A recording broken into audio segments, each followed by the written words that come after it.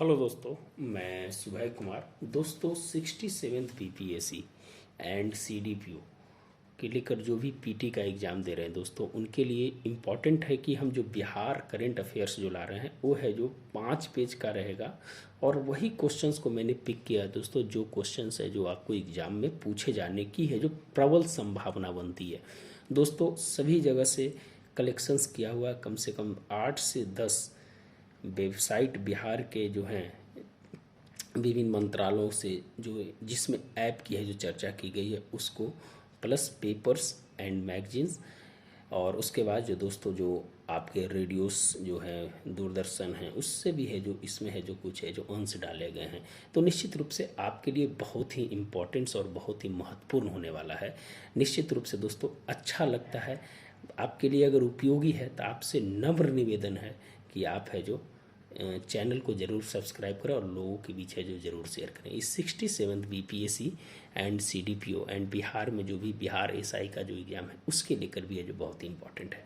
हम सबसे पहले देखिए दोस्तों कि क्वेश्चंस कहाँ से पूछे जाते हैं। वर्तमान समय में जो ऐप से रिलेटेड क्वेश्चन है उससे एक क्वेश्चन हमेशा रहता है। तो आपको हम इस 10 ऐप बता रहे हैं, उसमें एक क्वेश्चन है जो आपको वहाँ से ज़रूर रहेगा। सबसे पहले चलो मोबाइल ऐप। चलो मोबाइल ऐप है जो दोस्तों ये जो परिवहन विभाग के द्वारा है जो इनिशिएटिव है, और यह जो ऑनलाइन टिकट बुकिंग के माध्यम से है जो आपको किस प्रकार से है जो टिकट है जो बिहार सरकार के द्वारा है जो भी जो परिवहन विभाग का है जो बसें चल रही हैं उनमें है जो आपको टिकट है जो ऑनलाइन बुकिंग के माध्यम से चलो मोबाइल ऐप के माध्यम से आपको है जो मिल जाएगी। अगर परिवहन विभाग का दोस्तों आप जानते हैं कि वर्तमान समय में है जो बिहार सरकार ने है जो एथेनॉल उत्पादन के माध्यम से है जो किस प्रकार से है जो कार्बन प्रदूषण को रोकने के लिए, एयर क्वालिटी इंडेक्स को बढ़ाने के लिए भी है जो बहुत ही प्रयास है जो किया है। तो दोस्तों आप ध्यान रखिएगा कि चलो मोबाइल ऐप ये है जो ऑनलाइन टिकट बुकिंग परिवहन विभाग से है जो रिलेटेड है। एकदम आपको याद करा देंगे, एकदम 100% ध्यान रखिएगा। चलो मोबाइल ऐप किससे है तो ऑनलाइन टिकट बुकिंग से है और परिवहन विभाग से है। दूसरा है दोस्तों इंद्रब्रज ऐप।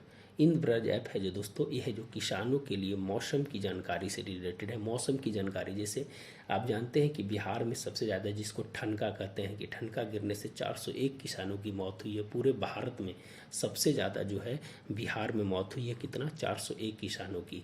तो इसके लिए है जो बिहार सरकार ने है जो इंद्रब्रज ऐप लाया है, और इंद्रब्रज जो ऐप है जो वहाँ के 20 किलोमीटर के एरिया को बता देगा कि यहाँ की मौसम और है जो वर्तमान समय में क्या स्थिति है। तो इसको लेकर है दोस्तों इंद्रब्रज ऐप, ध्यान रखेगा क्या है इंद्रब्रज ऐप। तीसरा है दोस्तों wonder app and Anmol app. ये है जो बच्चों और गर्भवती महिलाओं से रिलेटेड है कि है जो किस प्रकार से है जो बिहार सरकार ने है जो गर्भवती महिलाओं और बच्चों की सुरक्षा के लिए है जो दोस्तों है जो वंडर ऐप और प्लस अनमोल ऐप को है जो लाया है। और बहुत जल्द में ही है जो दोस्तों इसको है जो एम्बुलेंस से भी है जो जोड़ने का है जो प्रोग्राम रखा गया है कि जो गर्भवती महिलाएं हैं तो उनको तुरंत सुविधा के लिए है जो वो है जो wonder app and Anmol app के जरिए है जो उसको तुरंत है जो वहाँ पर एम्बुलेंस सुविधा है जो जारी किया जाएगा। यहाँ पर एक A112 है जो दोस्तों बिहार का सेंट्रलाइज नंबर है। क्या है, किसी भी आप मैंने किसी भी समस्या के लिए आप है जो 112 कंट्रोल नंबर पे है जो आप है जो डायल कर सकते हैं। फिर है संजीवनी ऐप। संजीवनी ऐप है दोस्तों जो कोविड संक्रमित की जानकारी है जो आपको संजीवनी ऐप से है जो मिलता है। एक है संजीवन ऐप, एक है संजीवनी ऐप। एक भारत सरकार का है, एक बिहार सरकार का है। तो बिहार सरकार का है जो संजीवन ऐप है और भारत सरकार का है जो संजीवनी ऐप है। तो संजीवन ऐप बिहार सरकार का है, ध्यान रखिएगा। वो हम संजीवनी लिख देते लेकिन संजीवन ऐप है जो बिहार सरकार का है और संजीवनी है जो भारत सरकार का है। आंगन ऐप, आगे क्या है दोस्तों आंगन ऐप। आंगन ऐप है जो दोस्तों आंगनवाड़ी महिलाओं से रिलेटेड है। ये है जो उस ऐप के माध्यम से आंगनवाड़ी महिलाओं को उसके अपने क्षेत्र में काम करने और वहाँ की जानकारी है जो उसको है जो उस ऐप में है जो मिलेगी। समाधान ऐप, समाधान ऐप चुनाव संबंधित जो राज्य सरकार की जो बिहार में है जो पंचायत चुनाव हुए हैं दोस्तों, उसमें है जो समाधान ऐप के माध्यम से जो भी मतदाता से रिलेटेड है या जो चुनाव लड़ रहे हैं उनके माध्यम से इस ऐप के माध्यम से उनको है जो समाधान किया जाएगा। चुनाव आप जानते हैं दोस्तों कि 24 अगस्त को है जो इस बार है जो बिहार राज्य निर्वाचन आयोग के द्वारा है जो पंचायत चुनाव का है जो अधिसूचना जारी की गई और है जो 11 चरणों में है जो चुनाव हुआ और है जो दोस्तों बहुत सारे हैं जो 5 साल के बाद जो है जो मुखिया का जो चुनाव हुआ, जिला परिषद का हुआ, तो इसमें है जो ईवीएम का प्रयोग भी किया गया है। तो उसमें M2 ईवीएम का है जो प्रयोग किया गया है। कौन दोस्तों? M2 EVM. और बहुत सारी चीज़ें जो हम आपको बताएंगे। निश्चित अच्छा लगता है तो दोस्तों लाइक एंड सब्सक्राइब जरूर करें। चक रैप दोस्तों क्या है कि अपराधियों की जन्म कुंडली है जो सरकार पुलिस है जो खंगालेगी और उसमें है जो उसको है जो फीड करेगी। तो वो है जो चक रैप के माध्यम से है जो ये किया जा रहा है। फिर है दोस्तों heat Covid app.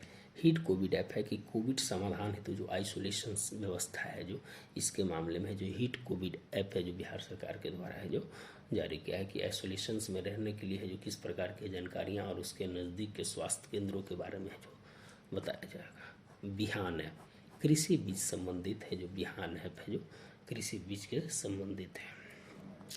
Union Bihar app है जो बिहार ऐप है जो ऑनलाइन पढ़ाई के लिए है जो ये बांका से है जो सबसे पहले चालू किया गया था। कहाँ से दोस्तों? बांका से।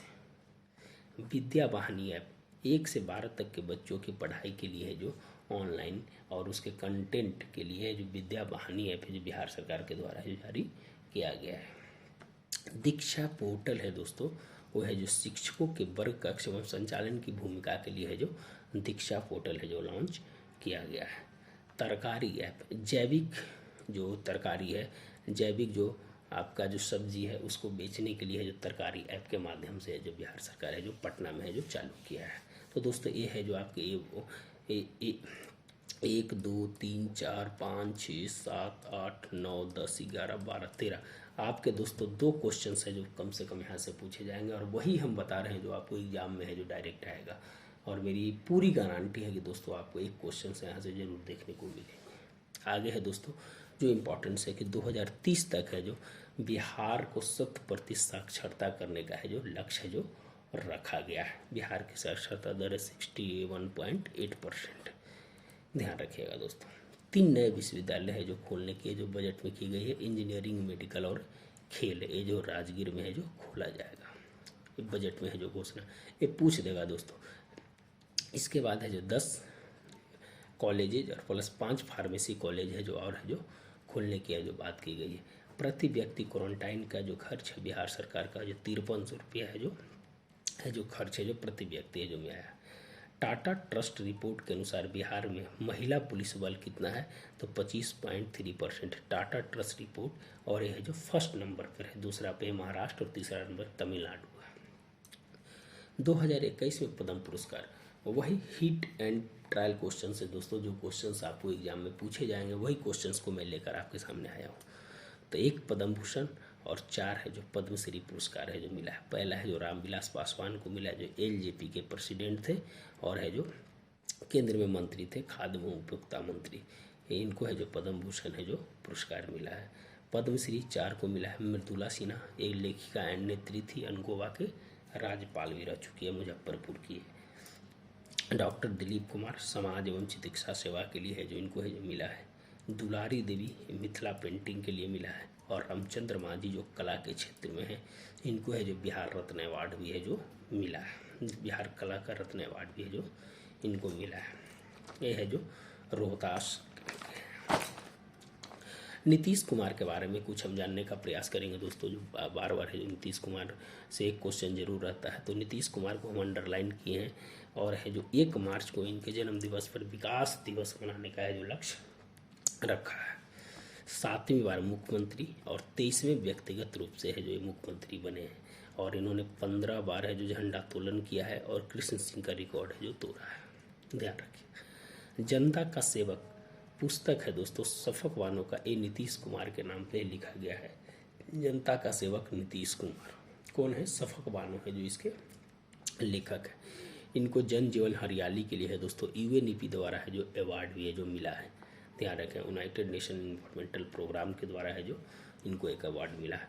एक अवार्ड और इनको मिला है वर्ल्ड बुक ऑफ रिकॉर्ड को रिकॉर्ड द्वारा लोकतांत्रिक मूल्य एवं राजनीतिक मूल्यों के उत्तरदायित्व के लिए है जो इनको है जो पुरस्कार मिला है नीतीश कुमार को। कौन सा?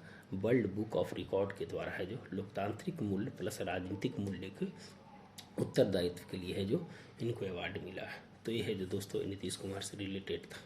अब है दोस्तों कुछ रैंक, जो इम्पोर्टेंट रैंक है जो बिहार द्वारा पूछे जा सकते हैं। तो इंडिया इनोवेशन इंडेक्स जो नीति आयोग के द्वारा जारी किया जाता है, उसमें बिहार को 17वां रैंक मिला है उनकी, और पॉइंट से 14.48 ध्यान रखिएगा। और फर्स्ट पे है जो कर्नाटक है, उनका है 42.5। ये है जो रैंक ये अंक है दोस्तों, ये है जो रैंक है। बिहार को हम ऊपर रखे हैं कि आपको याद रखें। तो इनोवेशन में 17 और फर्स्ट पे कर्नाटक, और नीति आयोग के द्वारा, नीति आयोग की स्थापना 1 जनवरी 2015। इसके अध्यक्ष प्रधानमंत्री और राजीव कुमार है उपाध्यक्ष, और CEO है अमिताभ कांत। ये है जो दोस्तों national institute of transforming India, NITI Aayog का।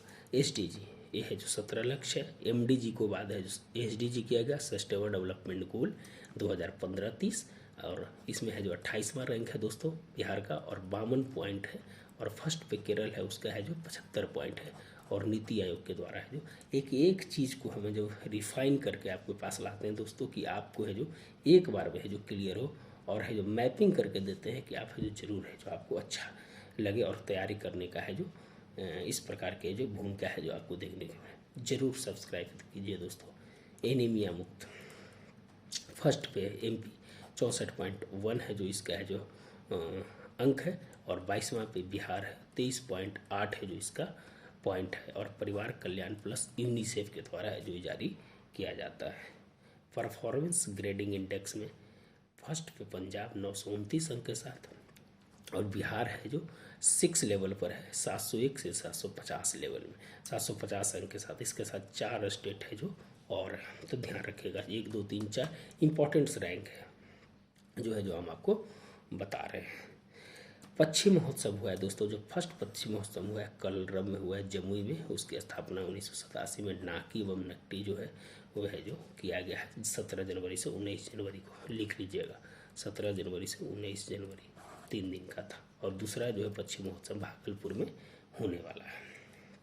ये भी है जो 2 है पक्षी महोत्सव, ध्यान रखिएगा। बाघ से रिलेटेड बहुत इंपॉर्टेंट है दोस्तों। टोटल जो है 2967 है, जो इस बार जो है 32.5% है जो बढ़ोतरी हुई है पिछले जो बाघ की गणना हुई थी। और बिहार में उसके अनुसार से 31 है जो बताया गया है बाघ के बारे में है जो दोस्तों। और है जो सबसे ज़्यादा बाघ है जो MP है, दूसरा है जो महाराष्ट्र है, तीसरा है जो उत्तराखंड है। महाराष्ट्र, कर्नाटक और उत्तराखंड क्या है, महाराष्ट्र, MP, कर्नाटक और उत्तराखंड है, ध्यान रखिएगा। फर्स्ट में 526, 526 सबसे ज़्यादा MP में है। वाल्मीकि नगर टाइगर रिजर्व बिहार का एकमात्र है जो राष्ट्रीय उद्यान है, उसकी स्थापना 1978 में हुई थी।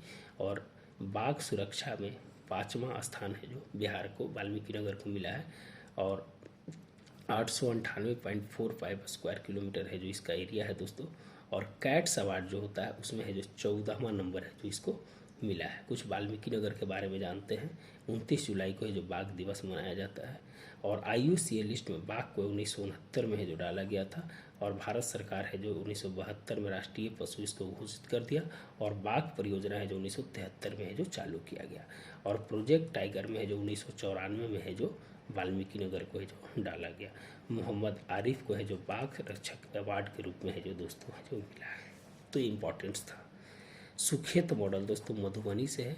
ये है जो ठोस अपशिष्ट कचरा को है जो वहाँ लाते हैं, उनके बदले उनको पैसा देते हैं। तो ये मन की बात में भी है जो सुखेत मॉडल की है जो चर्चा की गई है। फिर भस्मक जैव चिकित्सा अपशिष्ट है दोस्तों, ये है जो बक्सर में है जो इसको खोला गया है। फिर है दोस्तों कि 2020 का राष्ट्रीय फ्लोरेंस नाइटिंगेल अवार्ड जो है रंजू कुमारी को मिला है। ये है जो नर्स हैं और इनको है जो फ्लोरेंस नाइटिंगेल अवार्ड मिला है। और फ्लोरेंस नाइटिंगेल को 200वें वर्ष पर है जो इनको मिला है।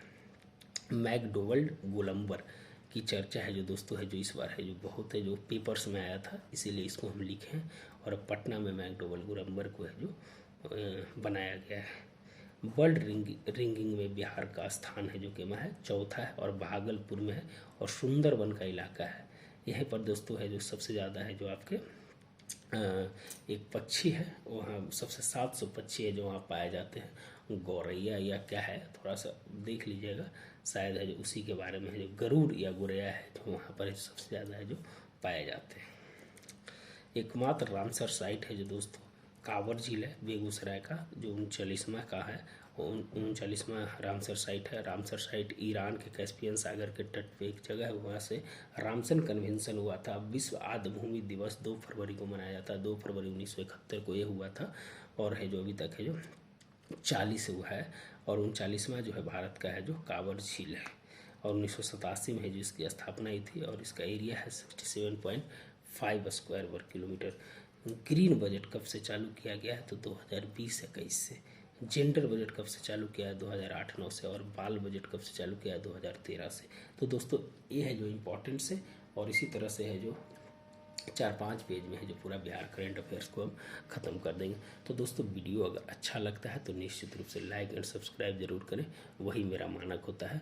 तो दोस्तों इसी तरह से है जो आप है जो वीडियो को देखते रहें और लोगों को भी शेयर करते रहें। धन्यवाद दोस्तों, मिलते हैं नए वीडियो के साथ। आप है जो ज़रूर आपका सहयोग हमें प्राप्त होगा। धन्यवाद दोस्तों।